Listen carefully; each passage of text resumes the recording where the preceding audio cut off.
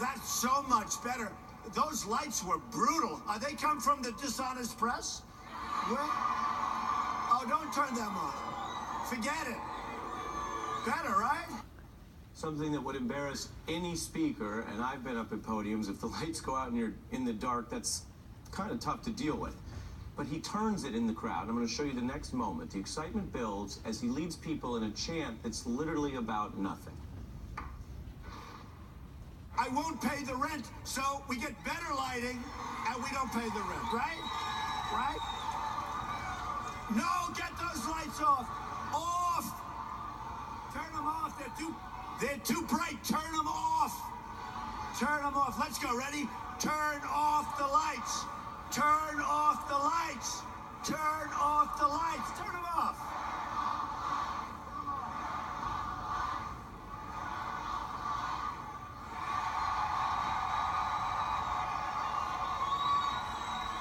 So much nicer. No, that's the way we have to negotiate for our country. I'm joined by Tony Schwartz, co-author of Art of the Deal and a businessman. What do we see there, and how does it tap into the larger anxiety that you see in the country? Well, I think Trump has been an instinctive but masterful exploiter of people's fear.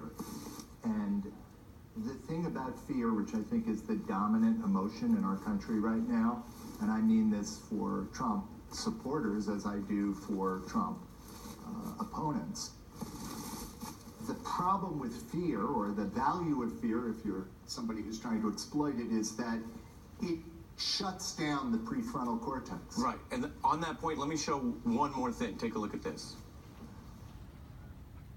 I know Bob Mueller, I know that whole team, and they're right, and they probably have something on Trump. Trump did something pretty bad, if I had assumed. What do they have? I don't know. I have no idea, but they have something. Do you think they were more interested in Trump related to the criminal hacking which occurred, and we know there were stolen emails, or in relation to all the social media? And I think they were interested in something with his business.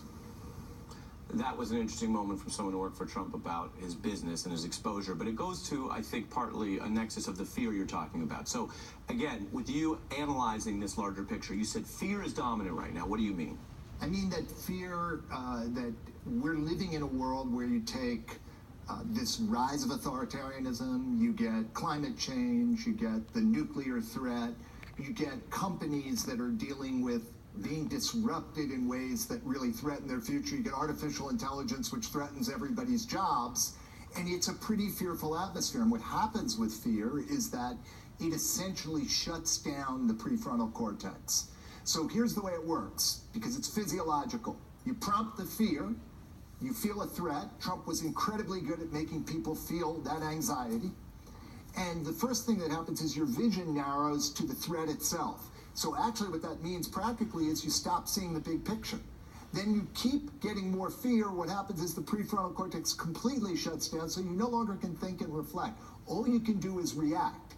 You know, it's why FDR said we have only fear, but the only thing we have to fear is fear itself, because the fear makes us smaller at precisely the time we need to be bigger. The fear makes us simpler when the world is more complex. And is that what's happening outside of us, or is that really what happens inside of us, that some of us are just more inclined to reach for that? That's a really good distinction. I would say legitimately you have reason to be fearful now. You're almost being crazy if you are not somewhat fearful. The question is how much that fear dominates you, and that is what's happening inside. The degree to which we can manage that fear, the degree to which you can sort out the stories you're being told and the stories you tell yourself from a more reasonable perspective on things, is the difference in how well you can manage in the world. Mm-hmm. And so, as Donald Trump uses that, does that come from the fact that he's a master manipulator, or does it come from the fact that he himself has a lot of fear? Oh, I think he is fear. It's both. It's both. It's both. He's deeply fear-driven. That's really at the heart of it. What's he fearful of? Because this is the heart of the issue. What he's fearful of is that he's worthless. What he's fearful of is that there's no there, and he's always fighting. I've said before, he's a bit of a black hole, but he's not that different than most of us. He's just more extreme. All of us are deeply insecure, Sure. and that is what we spend an inordinate amount of energy trying to cover up. That is where the fear comes from, that feeling that you don't matter. Wow.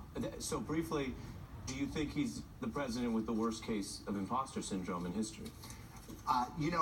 I'm not an expert in presidents, but he's the worst case of imposter syndrome that I've ever experienced. And it gives us an opportunity to recognize that turning our own attention inside is a critical part of being able to thrive in a world that's beset by fear. When you put it that way, I know that's part of what your work you do now. That is so important because you're tapping into, do you echo the problem you see in the world or do you find the antidote, which I'd love for you to come back and tell us more about that. Well, let me just tell you one last thing. That I run a company that, the Energy Project, that helps leaders and organizations manage their internal life better. That is what came out of my experience with Trump. It's fair. Tony, thank you.